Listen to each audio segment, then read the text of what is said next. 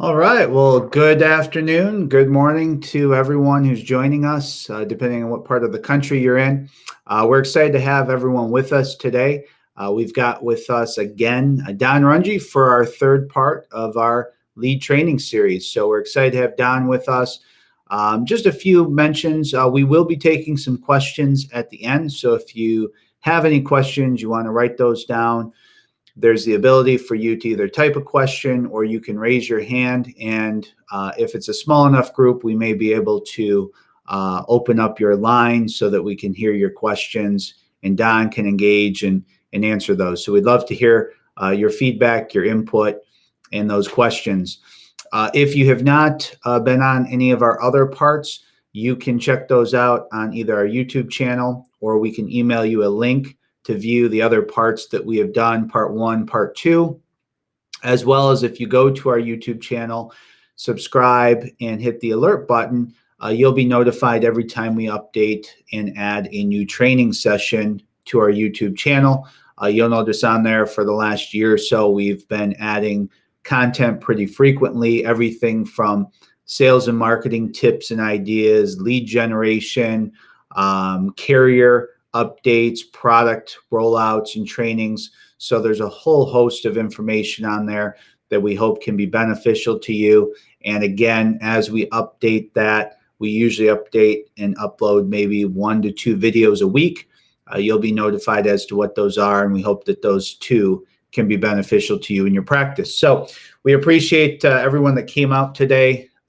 Those of you who are partnered with Insurance Advisors Direct as an FMO, certainly we do a lot of this type of thing for our agent partners, making sure that you're well equipped, trained, and prepared to be successful in the life and health space, and even more particularly in the senior space, which is where us and our team specialize. So again, thank you for being with us. We have Don Runge on the line.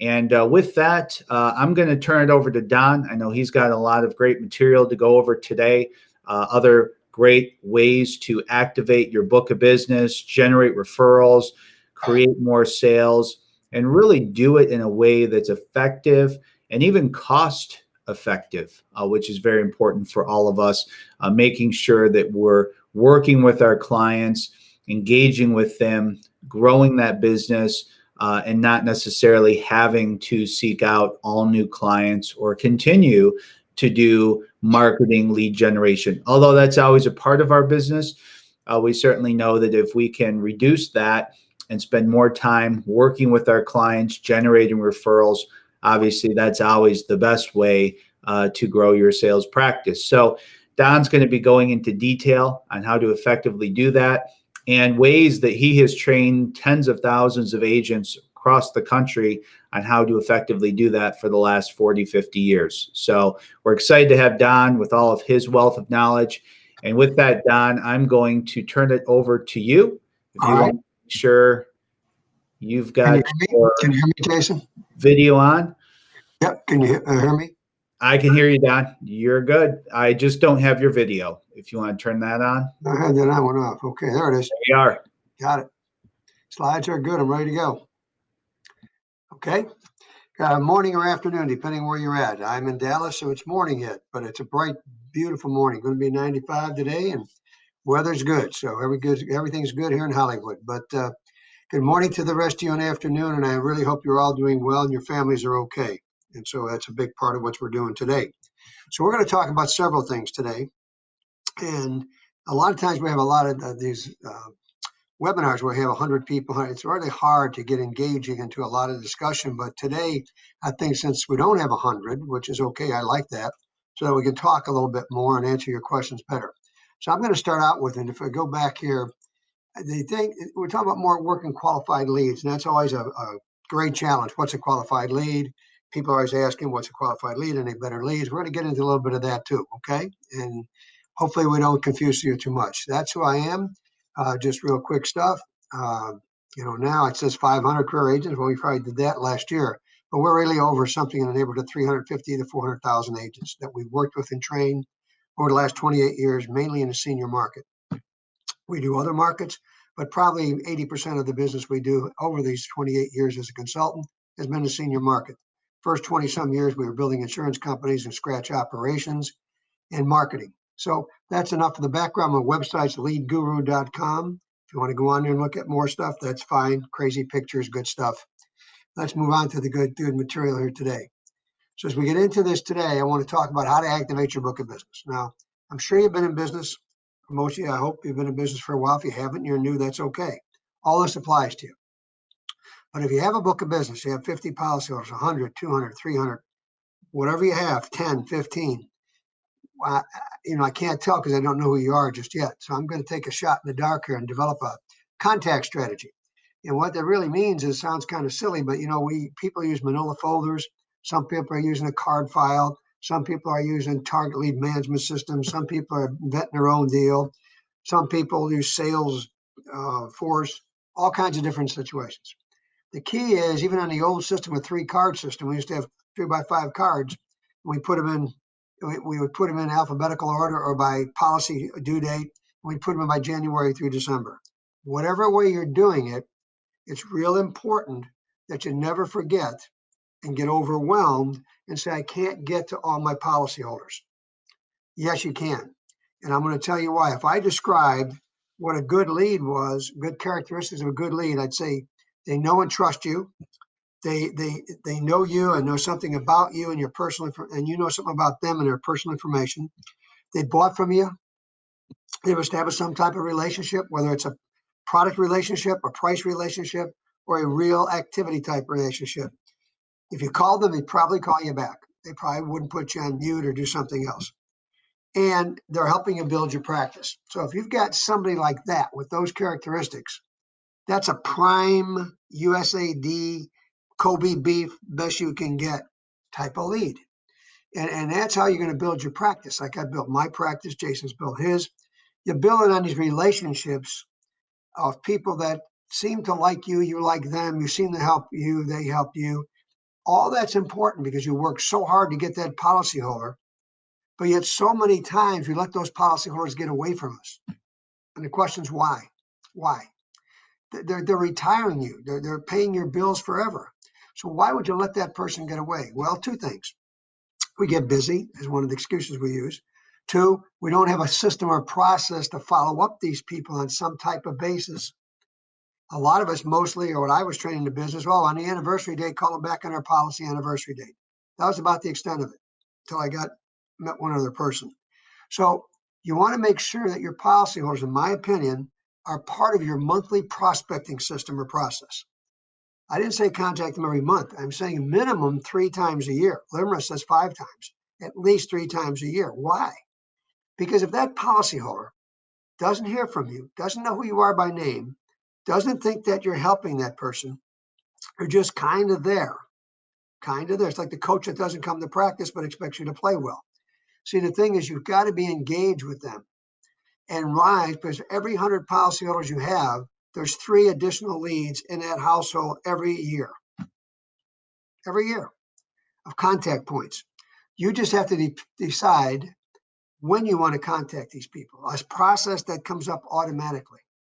And I'll give you some ideas of how to set this up. Real simple. I can walk out of here today and set up in 15 minutes. 15 minutes. Don't have to buy anything. Just have some manila folders, those old manila white or yellowy type of folders. And during this healthcare crisis, this is a great time to re-cement your relationships with your policyholders. It couldn't be a better time. And you're going to ask me why, Don? Well, first of all, they're lonely. Second of all, they're concerned. Third of all, they got time on their hands. Fourth of all, you can probably reach them. Fifth of all, nobody's calling them. So the smart person, the one that has this passion and wants to work smart, just not work, wants to work effective, not just efficient. Effectiveness means you're putting the ball in the basket. You're not just dribbling around hitting the rim. Sorry, please excuse the sports analogy. I'm happy NBA's back. I'm like, I got adrenaline now. So as you go into this, that relationship is critical. Well, right now, healthcare and retirement crisis is paramount in the minds of most people in America because everything's affecting them. They lost their job. They don't want to get sick. They don't want to go to the hospital. They're worried about are they cared for? How's it going to all these things are going on. And if you don't talk, if you leave them out there all by themselves on that island, guess what? One of the first things they're going to do is drop their policy. They're going to drop the policy. Or they're going to say, I can't pay the premiums. They're going to say, I got too many other responsibilities. And the reason is they don't have a relationship with you. They've got a relationship with the insurance company who they're paying a premium to. And that's the relationship, sending a premium in. So you've got this person that's like an orphan out there. Because there's a saying in our business. If you don't have more than one policy in that household, you have an orphan policyholder. We're going to take more contact. Because the secret is not letting a person sit out there with one policy, especially if it's a health product. Why? Well, rate increases, coverages, advertising on TV Center, something better. All the distractions can happen. So what you have to really do if you're selling med sup or finally you're selling Medicare supplement or MAs or you're selling accident policies or whatever you're selling, you really need to start putting some life insurance. And I'm going to talk why. One of the companies, I won't mention its name, but they've got some hands on them. They have always had the highest persistency. I don't know if it's today, but their claim to fame was they had 5 policies on the average in a person's house: auto, home, renter, boat, motorcycle, life. They don't drop 5 bank drafts. One price goes up, the other goes down. They can't figure out. It's like going to Costco and you want to buy mustard and you want to compare the price. Well, the price is there's 2 50-ounce containers of mustard you have to buy. Then you got to figure out what the cost per ounce is against that 12-ounce one that you go buy at the grocery store. It's the same concept. So very important to look through that. This is a great time to get yourself set up. If you're not, take your time and build a strategy. Now, contact strategy can mean a couple things. You can send them a postcard. You can send them a letter. You can telephone them. You can offer a Zoom meeting with some of your more preferred policyholders and just have an informational Zoom for 10 or 15 minutes and making them feel better about what's going on and that they're actually covered, or they need to take an in-depth look at some of the gaps they may have in their coverage. You can do that. You can send out a birthday anniversary card, or you can do a policy review early. Lots of that. I just got a notice while waiting from a car dealership saying, hey, you know what? It's the summer months and relax and get cool. Why don't you come and have a soft drink on us and a latte and come on over, bring your car in, and we'll kind of do an inspection for you. We got a discount. They're trying to drive business and they know people are home. They're not going anywhere. So this is the time to do your updates on the cars. Well, you know, you're due for a checkup anyway in a month. Why don't you bring it in now? Won't be a lot of traffic. We can get you in and get you out. And we'll wash the car while we're there. So they're working on those type of things. So it's if the car dealerships and other people are working on their policyholders or their clients that own the car, I've leased my last 4 cars from the same dealer, same agent. Why? Get contact, calls me up once in a while, go in. They want to wash my car for me when I go in. They want to take care of it. So these are the kind of things you're looking for. But this is a great time to really strategize on how you want to do this. So activating your business, working some of your best leads that you have. I've always said, when my business, if I get to the point where I'm looking for more business, I'm going to call the people that like me, that know me, that have worked with me, that trust me. I'm going to call them back and find an excuse to make a call rather than go in an insurance journal, or go to LinkedIn or somewhere and start trying to pull up things that people don't know me. So I'd rather work with people that already know me, people that have put a little trust in me. Therefore, we're happier. It's like a friendship, makes the job a lot easier. I don't want to prospect like I'm a rookie agent. I don't want to prospect like I'm a rookie consultant. I don't want to prospect like I just got into business last week. I don't have to do that. If you have policyholders, depending on how many you have, you're still going to prospect new people. But your best leads you have are your policyholders and your clients. The most and best referrals come from your policyholders and your clients. That's where everything comes from that's good. And it's costing you 0 to do that. It's a phone call. It's a note. It's a letter. It's a postcard. That's what you want to do, is embellish that relation. Why? Because they got family. They've got friends. They've got neighbors. They've got people at work that they know. They got all kinds of they've got a huge network of people. Just imagine if you could go through the contact file on people you know's phone and just start with the A's and go all the way to the end, to Z. And just go through the phone and have them tell you about the people that they know that's in their phone. You'd have more prospects for the rest of your life off one person than you'd probably, unless you got a person that doesn't have a phone or doesn't have a contact file or doesn't contact anybody. Well, that person you can eliminate. But most people have contacts, and but they don't just readily give them to you unless they trust you. So the more you have a relationship with that policyholder, building that policyholder to a client, that's the goal. I want to take that one policy that I sold, that MA or that Med Sup or that final expense or that annuity. I want to move and make sure I put another second line of coverage in there, because that enhances my persistency. It enhances my relationship. It enhances the chances they're not going to go anywhere else for any other product unless I don't sell it. So that's what you're trying to do with this. So activating a book of business, it may be activating people that you've have not closed, that you've talked to, that you've been working with, that you've worked in the past, that you said, boy, I'd like to sell them something. I'd like to build a relationship with something. Why not call these people? What's your strategy? Why not call them up and say, hey, Joe, hey, how you and Karen doing? Hey, you remember me? I'm Don Runge. I'm over here with XYZ Insurance. Remember we talked about 5-6 months ago, and you guys were kind of tied up, and I think your son was graduating from college in May. I've been thinking about that, and I did do a very good job when you and I were all talking. You were kind of in a situation, but this time's pretty critical with this healthcare retirement crisis right now, and I feel kind of guilty unless I get this off my chest and give you a quick call and say, I really would appreciate, because I'd like to review that situation. How can that hurt you? That's activating a book of, you got a book of policyholders and non-policyholders, because you're probably keeping leads hermetically sealed in Funk and Waggle's porch, just in case it's a rainy day. All agents, I always noticed when I used to work with them, they always got a trunk of their car. Those are hot leads, though, especially in Texas in the summer.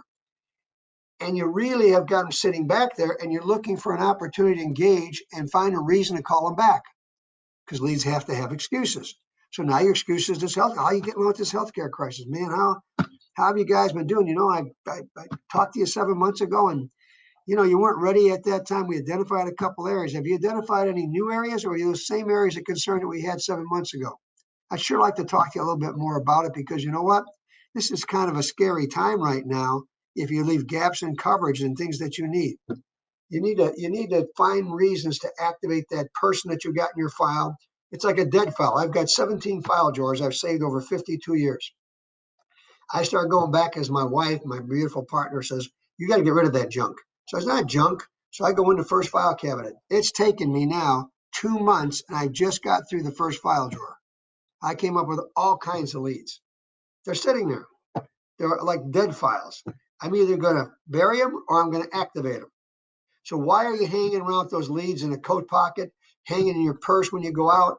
You're holding on to them in a car like they're near and dear, but you're not doing anything with them. That's not activating. They're a different book. The book is your inactive book and your active book of business. Two books of business.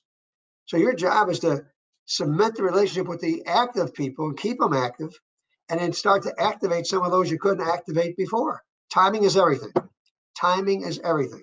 And the time is right now to get out, go see somebody, get something to happen. All right.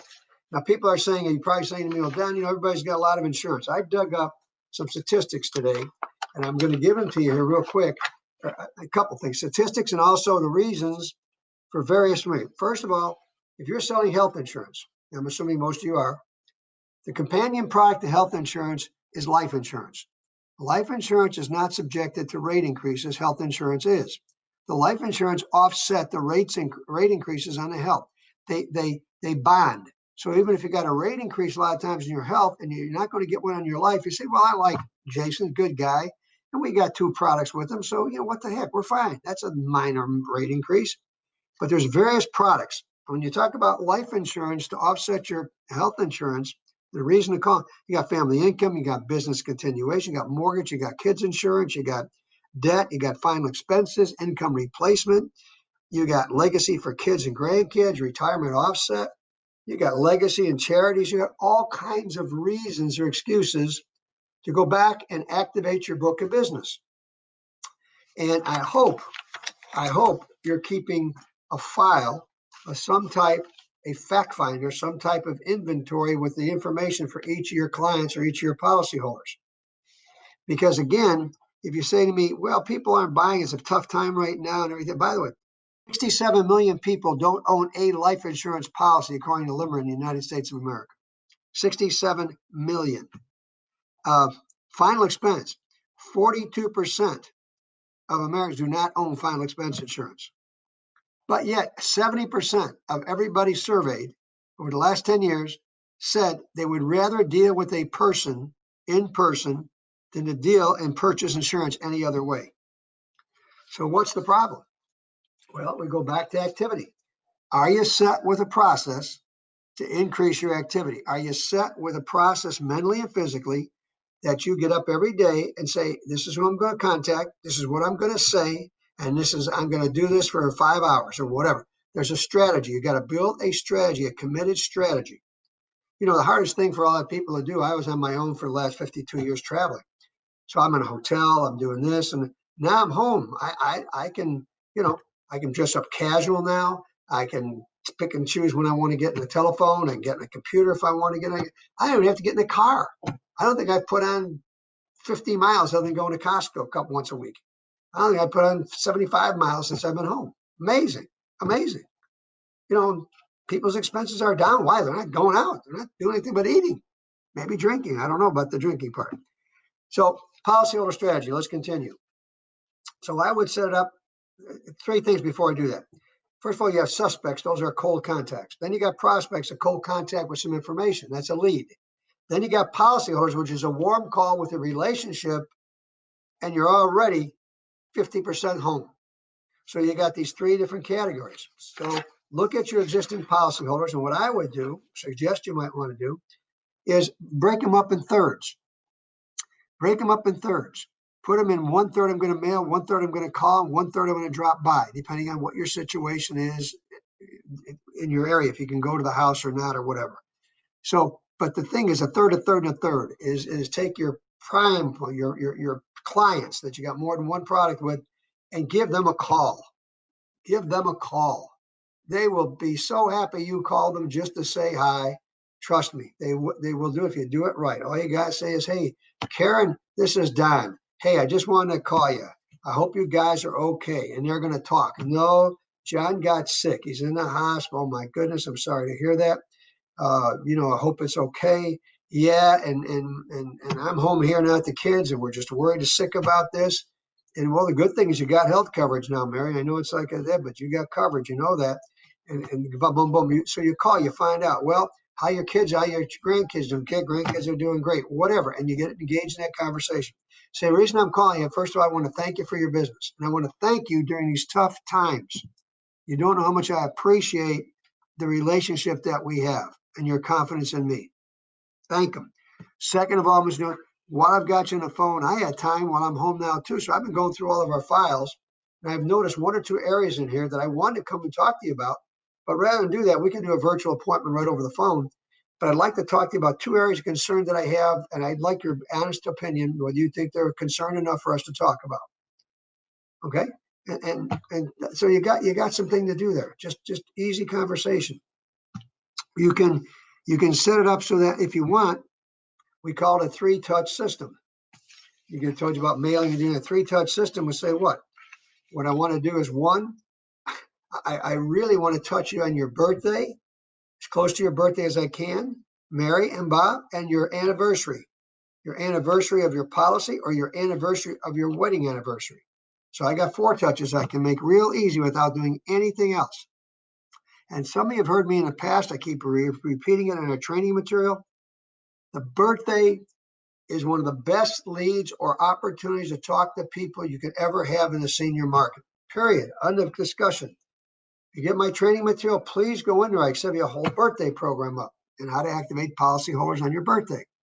If you celebrate their birthday, you get there and celebrate your birthday in person, and if you're a bad singer, sing over the phone, or get them to come to the office and have a little cupcake with a candle, I will tell you, they will never, ever forget you. You have just broken the barrier of an agent and became a relationship person with them.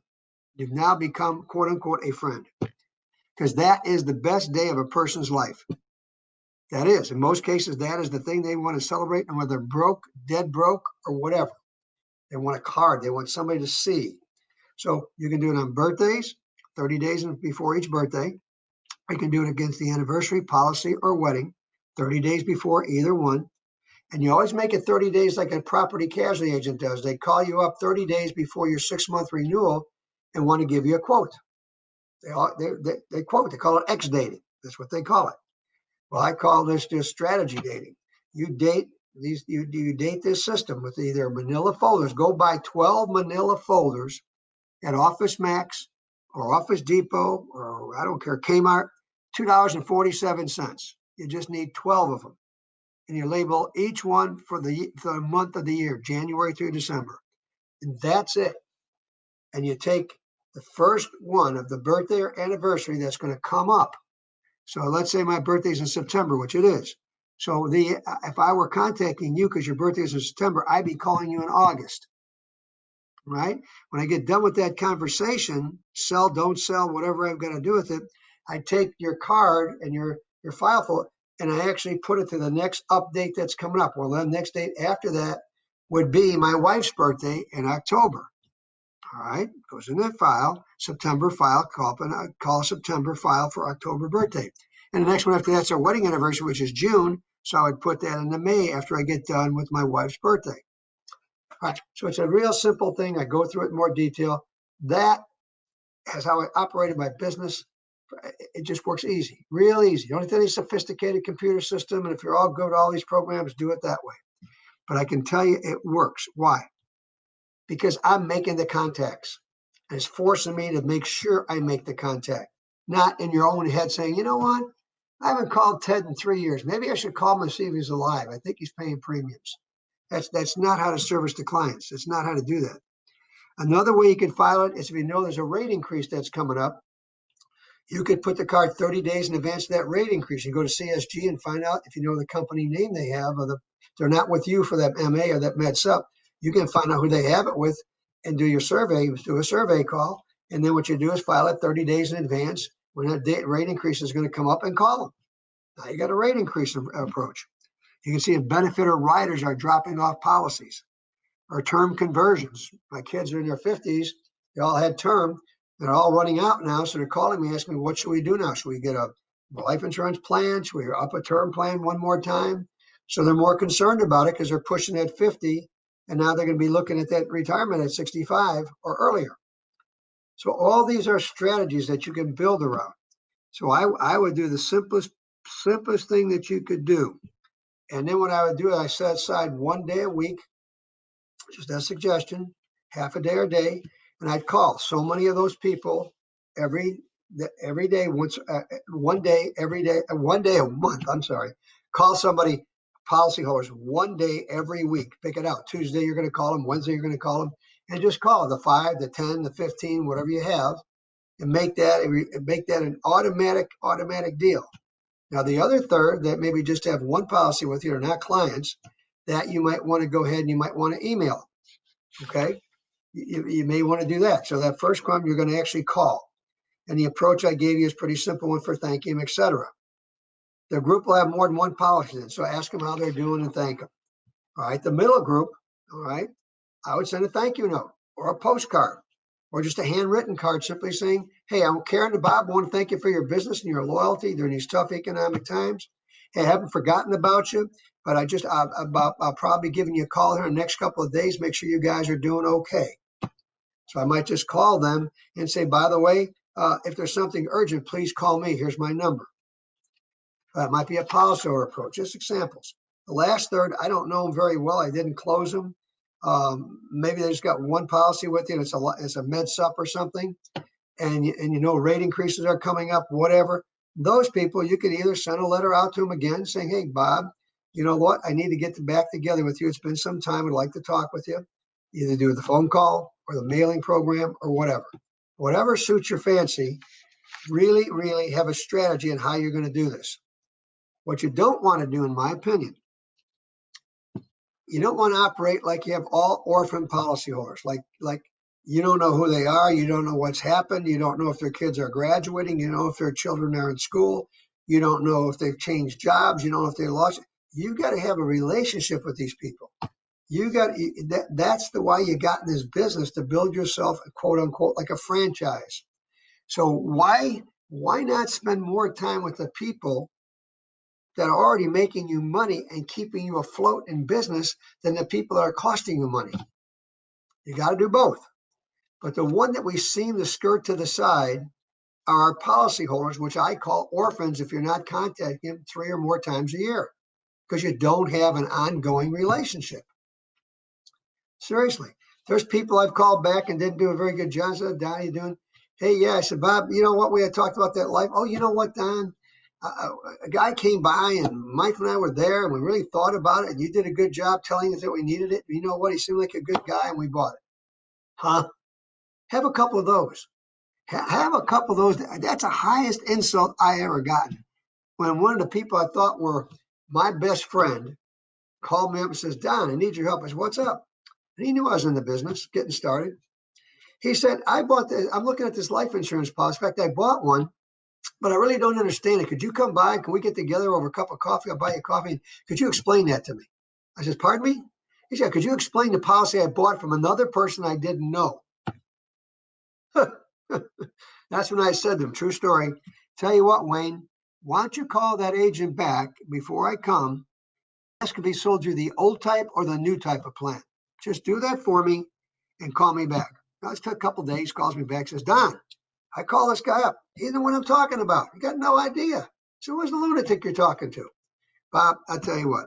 It sounds like you're comfortable with that guy. Why don't you stay with him? You probably got an old type, but it might be new. I'm not sure. But either way, it's probably okay. Well, what do you mean, Don? You can't leave me hanging.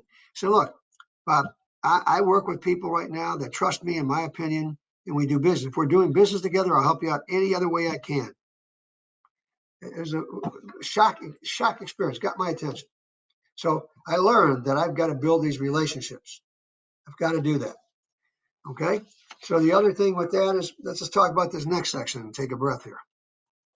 Let me find my slide here. Where am I? All right. This one. Okay. Let me go back up here. All right. We got that. Let me go back to, okay. Let's talk about, maybe let's see which one I got. Okay. Let's talk about referrals. And this is something that's, I think you all probably get excited about. Maybe you don't. I know most agents in the country, according to Limmer and other facts, average agent runs less than 2 referrals a week. Think about that. Of all the thousands of agents that are out there, the average is 2 a week. Some get 5. That's a lot. And I say to myself, why is that so? I didn't have a problem with that because I didn't have a lead program. I had to get referrals. It was like I have no option. Just when I started my consulting practice, I had to build referrals quickly because I didn't have money to run advertising or all the things all these fancy guys have, big offices, et cetera. So I had to go out. I didn't have a book of business. I didn't have a book of clients. I had to start from scratch. So I understand. So in the selling process, there's several places that you can really embed yourself to get referrals. You can use them all, or you can just use one of them. But the initial warm-up, when you're in their home or they're in your office, or you're even doing a virtual call, initial warm-up is important. So the conversation should be about the same. Oh, kid, look, glad I've got a chance to talk to you and Mary. Hey, by the way, how long you guys lived in your home? Oh, about 25 years. Well, I wish I was there, but I appreciate it. And you probably got a beautiful home. Can I ask you a question before we get started? I've got a call on 3 different people in your area, and I'm not familiar with your area. Do you know Bill and Karen Schmatsky? Oh, yeah. We go to church with them. They live right down the street. Are they nice? Oh, they're fantastic people. They got a great dog. They got a big family. Man, that's fantastic. Well, there's an Eddie and Karen Juhickey, is it? Yeah. They're part of our group. We go to church together. We're going to go to Branson, Missouri, but we had to cancel with this pandemic and everything. Is that right? Well, great. You can do that in a warm-up and have 3 prospect cards made up of somebody that lives in the same area, same block, 3 doors down. Easy to do on the phone, on a virtual call, or you can do it in the house, you can do it at the office. No excuse for that in the warm-up. They are disarmed in the warm-up. It's a marketing approach.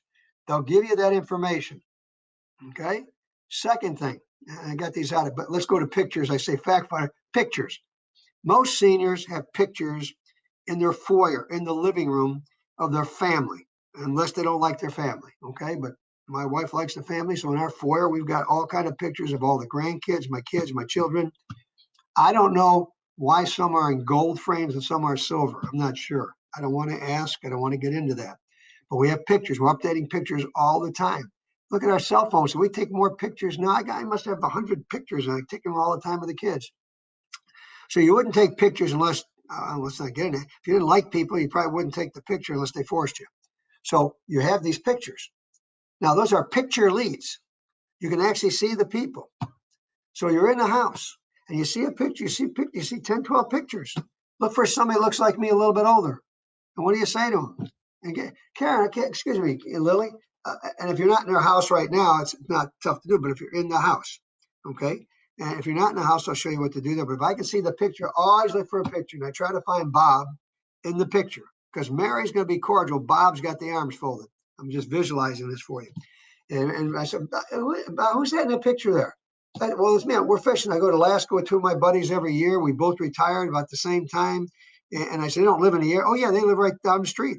They're part of that whole group we have. Was that right? What's their name? Ked and Ted. I don't know if they're on my list or not. Well, they're really nice people. Can I tell them you said hi when I'll try to meet them? Yeah, sure you can. So you can do the picture thing. Well, you can see baby pictures. You can see grandchildren in the pictures. All right, that's warm up. Now, on your way, go to the Fact Finder. Fact Finder is a simple one-page form that you pick up basic information. It's like an inventory sheet. Who are you? You live. You got what's your birthday? What's your anniversary date? You have children, grandchildren. What are their birthdays? What do you own? What don't you own? That's just simple stuff. Don't try to do that to memory. Actually have something that looks a little bit more formal because people like to know you're writing down information that they give you. Otherwise, it's just worthless information because you're not going to memorize your kids' names. You're not going to memorize the kids' birthdays. You're not going to memorize anything I give you. So if you're not writing things down, you're just having idle conversation. Okay. So also referred leads are a more effective way to build a strong relationship because if they're willing to refer you to their friends and to their family and associates, you've got an active relationship. That's like a 90% sale. That's like being on a football field and you're at the end zone and you got to run 100 yards. Well, they put you on the 5-yard line and give you 4 downs to score. That's the type of lead that is with that relationship.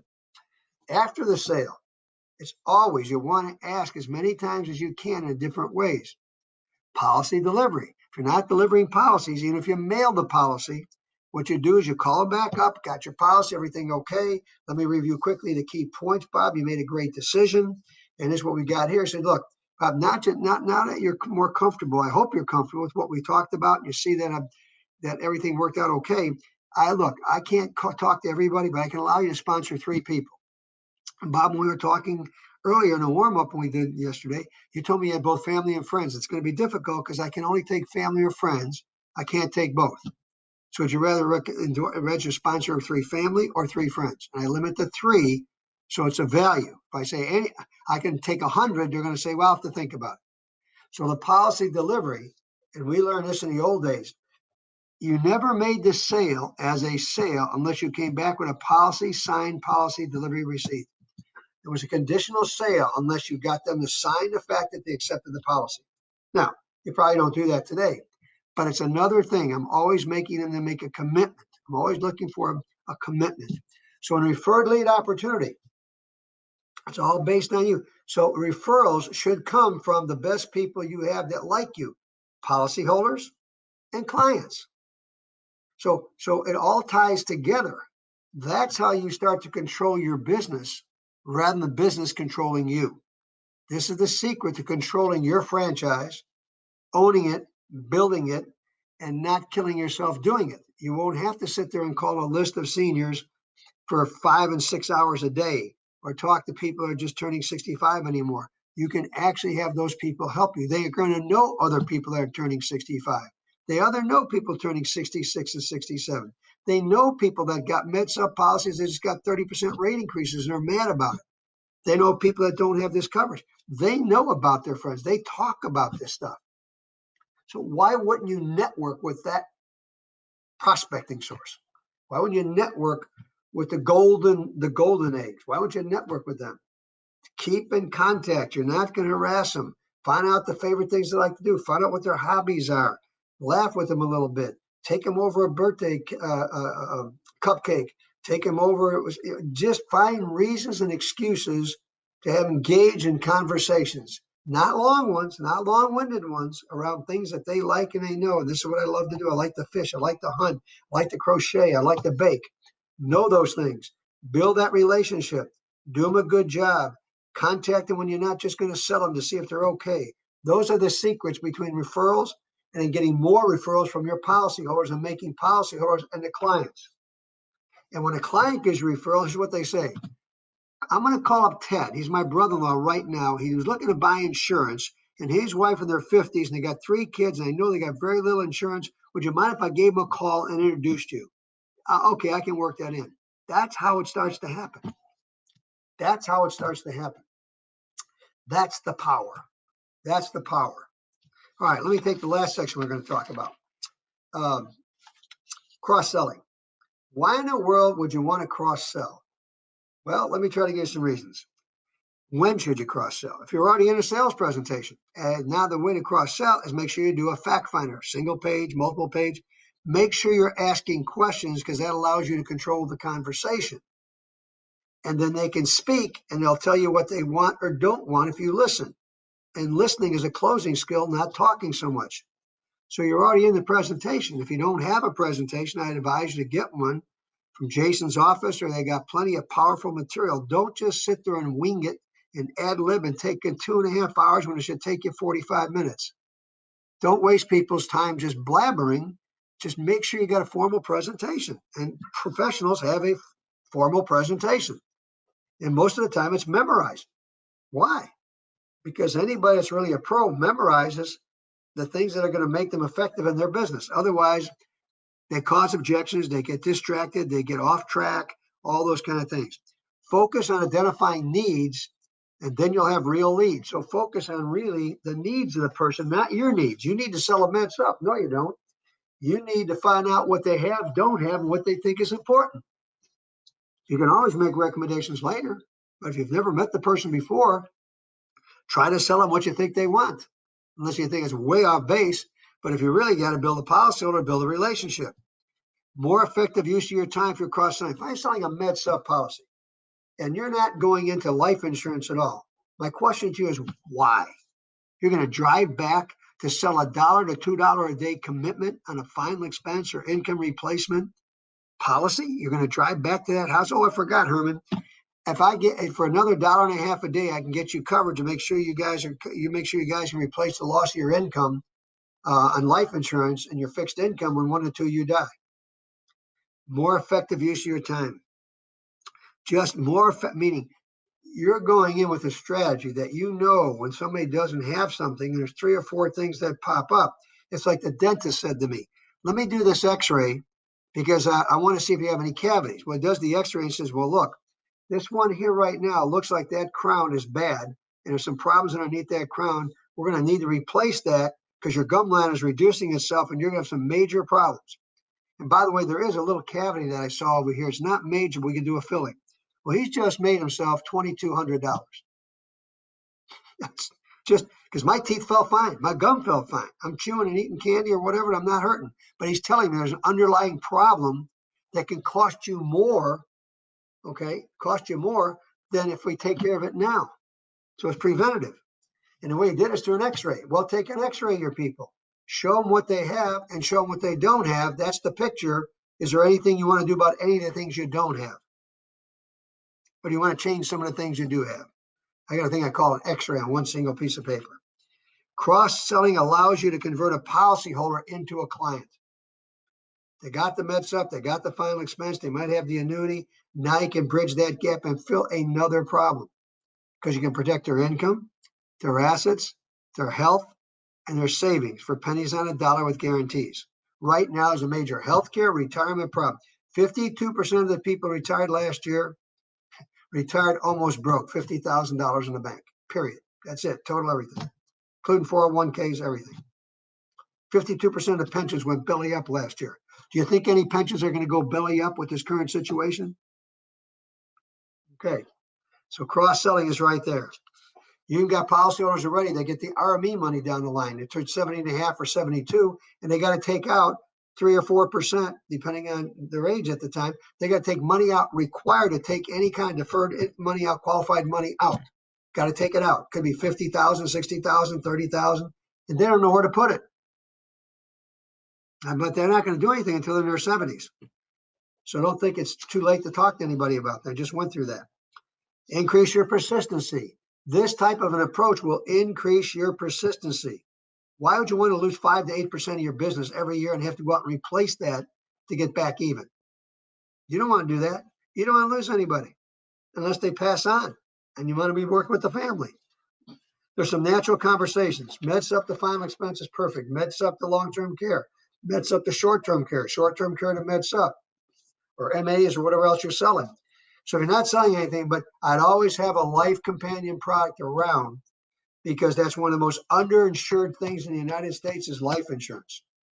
And the way I use that is final expense. The way I don't talk about final expense. I said, Mary and Bob, if you guys exercise, and you can call anybody up you sold the meds up to, or MA to, or anybody else, that you guys exercise your income replacement option when you're retired, because it's not really talked about a lot. What do you mean? Well, if you were married, when you were married, pass on, you're going to lose 1/2 to 2/3 of your pension and your Social Security. So you're living on a fixed expense now, correct? Well, roughly how much? $1,500. Could you live on $750 a month if something happened? No. So how long would you want to continue that $1,500 a month? At least a year or two.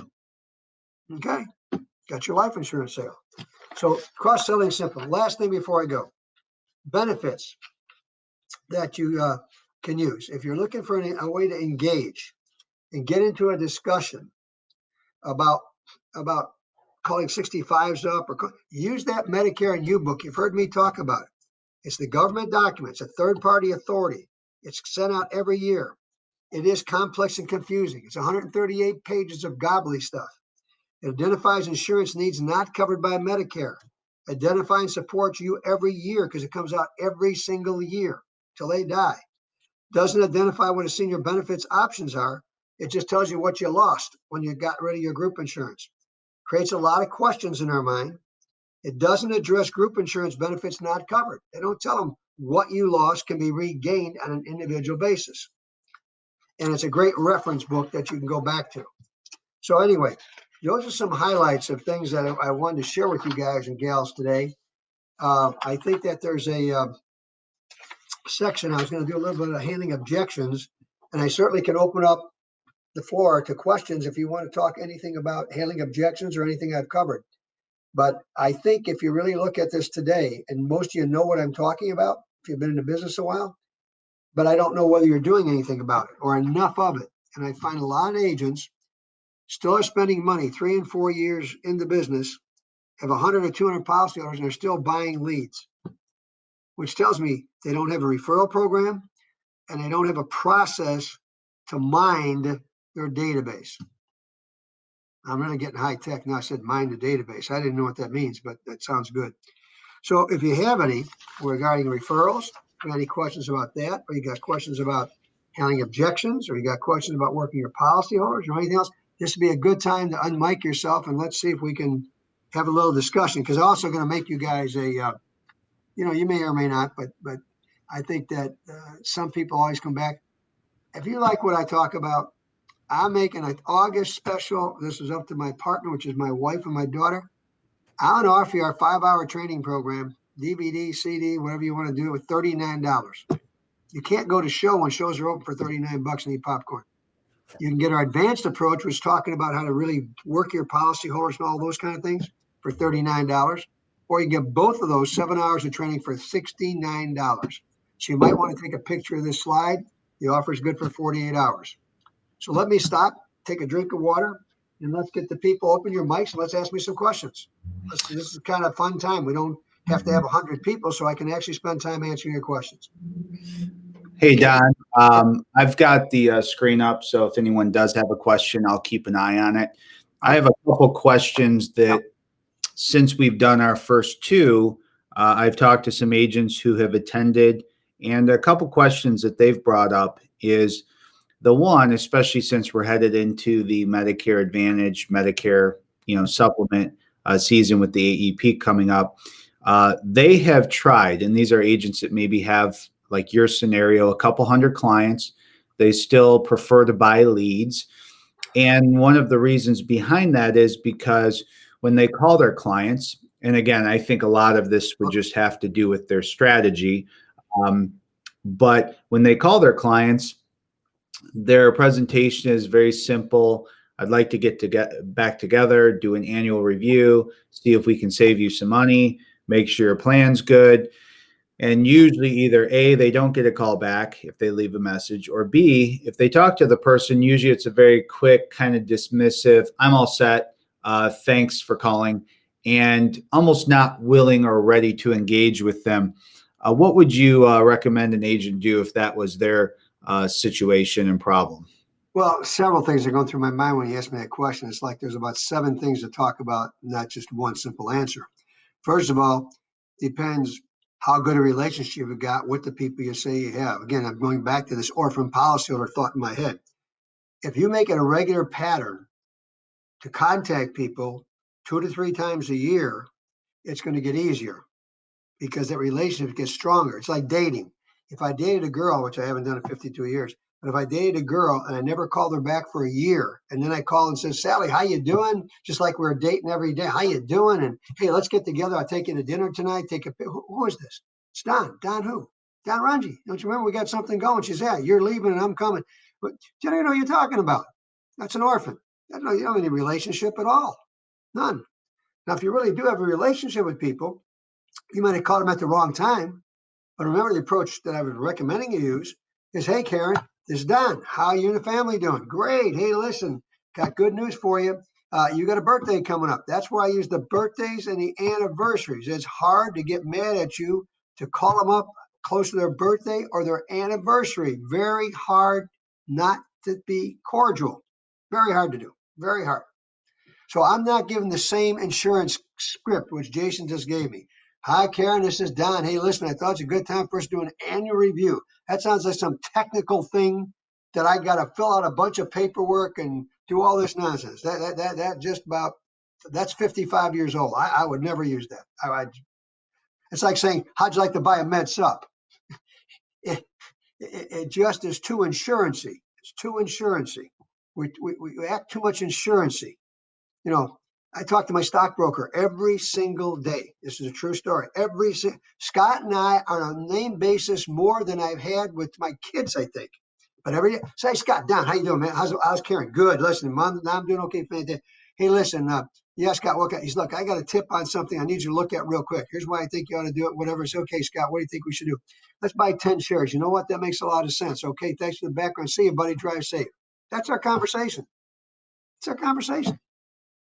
Been with them 21 years. Didn't know from Adam before. He's like my closest friend now. Same thing on my guy that has my financial planning, Mike. And you know why? I want a close relationship because they're handling my money. I want to know them in a family. I know their grandkids. They know my grandkids. They now got my son. They now got my son and 2 daughters are all his clients. His son's going to have those as clients. Why? Because he calls. He said, how you doing? Now, listen, I want to tell you about your account's doing okay. I shouldn't have to call him up right now and say, how's my account doing in this tough market? If I got to keep calling him up, which is our arrangement, I'll find another financial planner because I don't want to just call up when you want to buy a policy. I'll call him because I think we can sell him something. No, that's not how you build relationships. So you call him and say, hey, listen, Mom, I just want to thank you guys. I'm thinking about you the other day. I hope you're okay. Everybody all right in the family? That's fantastic. Your mom okay? Great. Hey, listen, I've been going through our files and looking at the records. I know we're a little bit close, but your birthday's coming up, and I was thinking about this. Besides saying happy birthday to you, there's an area in here that I looked at it. Now that I had time, I need to run it by you and Bill. I know I probably caught you off guard. Why don't we do it tomorrow or Wednesday? Boom, I'm going in. But I've got to have an excuse for calling besides telling me I want to do my annual review. That sounds like I'm going to my physical, okay? And I'm going to do the birthday. Happy birthday. Hope you're doing well, man. You guys are great. I'm glad you keep moving on. Hey, look, and it's been my pleasure to serve you guys. What are you guys doing for the birthday? Well, we're going to stay inside. I'm going to bake a cake. Fantastic. Well, I got you on the phone about I need about 15 minutes of your time. Say I got an opening tomorrow. I got one on Wednesday. I got to pretend I'm busy also. I'm busy. I'm going to work you in. I set you just like the dentist does. Dr. Smith, he could be my father. Dr. Smith's got an opening on Tuesday at 9 o'clock or Wednesday at 6 in the morning. It's all he's got left. You got to make it important, and I got to make myself important, and I got to make them important. So we're all important. Can't be that casual little phone thing we're doing. So check out some of my scripting. It might help out. Sorry, So what you're saying, Don, those are all great points. So you're saying it's really a twofold problem. One, the agent never engaged with the client frequently enough to build a relationship. And two, when they decided to, it was too scripted. Yeah. Right. That's a great point. It's a great time to call now. Yep. So someone who's in that position who says, all right, great point. That's how I've been doing it. How do I change that? What would be the first steps, and what would you recommend them do with their new clients so that that doesn't happen? Two things. I would never, ever. I was programmed early, and the smartest thing they ever did to me. I would make sure I have an inventory form filled out. Okay, or a fact finder, whatever you want to call it, piece of paper with 10 or 12 questions on it. That part of the questions are picking up family, and they're also picking up children.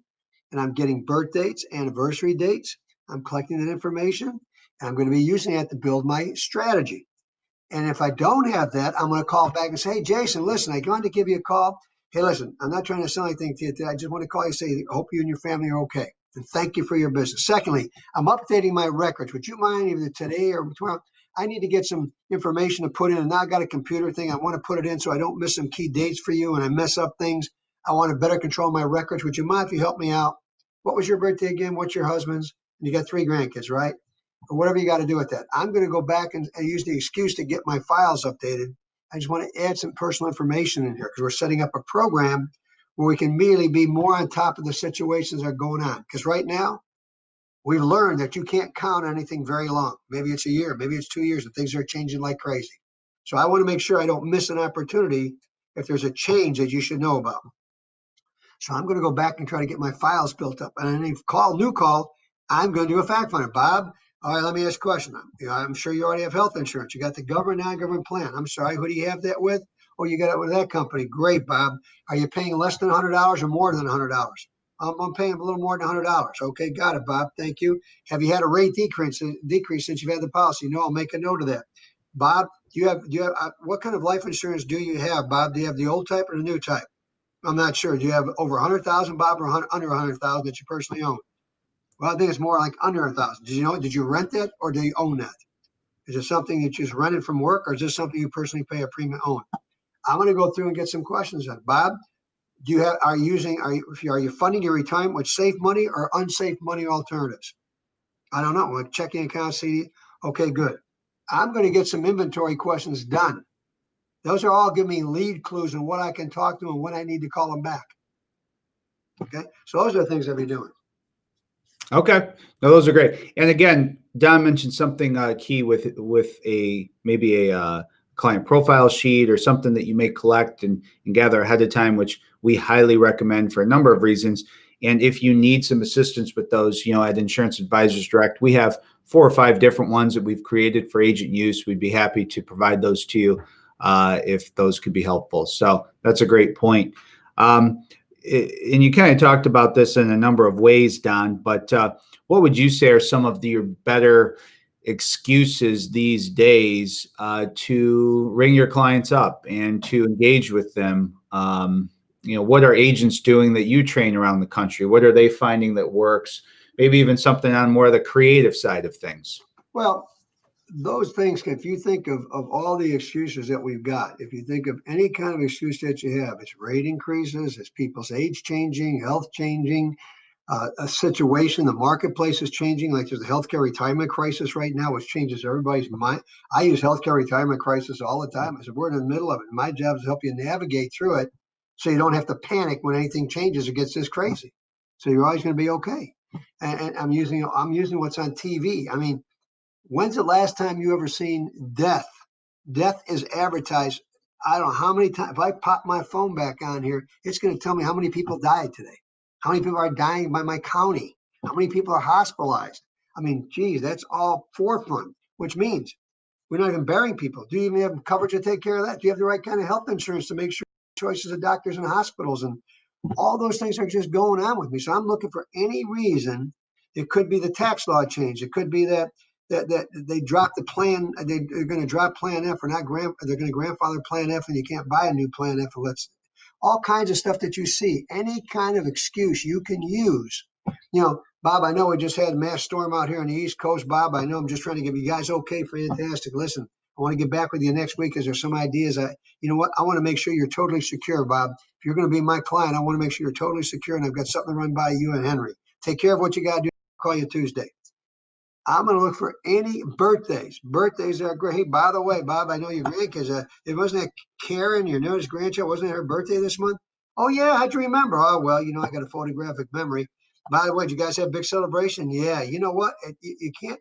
You really got to insure those children early before anything starts to happen today, because with all this crazy flu going on and all these things, kids could lose that insurability right easier today than ever before. Bob, I forgot to tell you, we've got a grandchild policy that's a dynamite program. You insure those grandchildren, you own that senior's household. It's those kinds of things that are all around us, all kinds of things. So I look for anything that's current. And when you got those things on people's benefits dropping off, policies changing, new programs coming out, any and all those sorts of things you gather, just pick out one. And I use the Medicare and You book all the time. I call clients back and tell them, we do client calls and call up and say, Bob, did you get your Medicare and You book this year? You know what? I heard something about that. Well, Bob, you should be getting for the last 5 years. I should have asked you. Didn't get one? Hey, man, I got to go through that because that's got the latest changes and tell you what the government's going to do for you and not do for you. So should I do that Tuesday or Wednesday? I'm doing it for all my clients right now. I use that Medicare and You book all the time. It comes out every year. And it tells you what they better own because the government's not going to provide it. I can't get any better endorsement than that book. Just can't. Can't. It's a government document. Great tips. So appreciate that, Don. Looks like we've answered all the questions. Looks like we don't have any new ones. So if you don't mind, I can wrap up. One question, Jason. Who's on? Is there? Was that Maureen, the first one that got on today? I didn't see the names. I just didn't. Maureen looks like she's not with us any longer. Maureen's not there. Okay. How about Nicole? Hey, Nicole, if you're there, could you unmute yourself? How about Brian Bell? Brian, you there? Cassandra? Okay. All right. So I guess we're all right. I won't go by with anybody else. All right. Yeah. We got them all answered. We're good. Well, great. Appreciate it, Don. Yeah, no, those were all great points. And again, let me take back control over here. All right.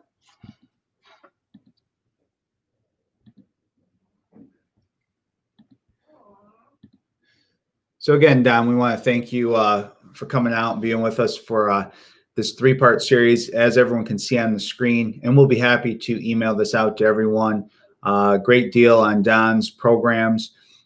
They're very effective. A lot of great tips. This today and the other sessions, we really just scratched the surface of some of Don's training and experience in getting agents engaged with their clients and more successful in increasing their sales, growing their book of business, working leads properly, generating referrals. I mean, all of that is intricate and there's a lot of detail that goes into it. There's a lot of trial and error that goes into it. Unfortunately, Don, with his experience, cuts that out for you and gets right to the solution part and real world things you can implement immediately to grow and to be more successful. So again, Don's made a nice offer here if you'd like to join his session.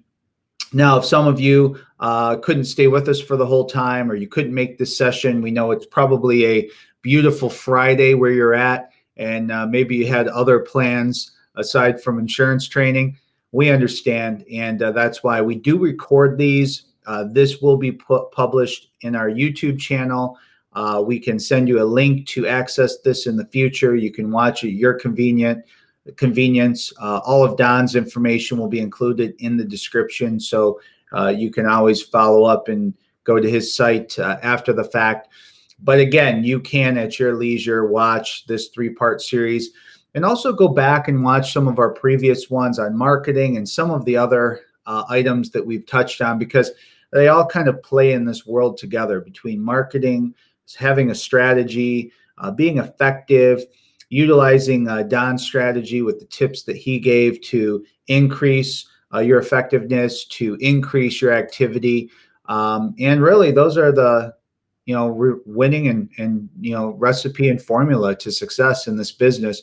Along with, if you're new and need some leads, or you need some assistance getting started, certainly us at Insurance Advisors Direct can help assist you in that.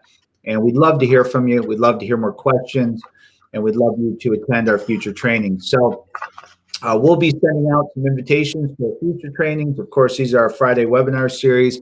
We've got many others happening throughout the week. Being that we're coming into our AEP, Medicare Advantage season, keep an eye out. We'll be sending out more invitations. There are more carrier-specific, carrier trainings, first looks, carrier certifications, and all that fun stuff that we need to be concerned about for our Medicare Advantage selling season. So we look forward to continuing our partnership with you. Thank you for your interest in these sessions. And again, have a great rest of your Friday. Have a great weekend. Don, thanks for joining us again, and I know we'll be talking very soon. Jason, thank you. And AID, appreciate you guys. You're the best, and everybody stay safe. Thank you. All right. Thank you. Have a great weekend.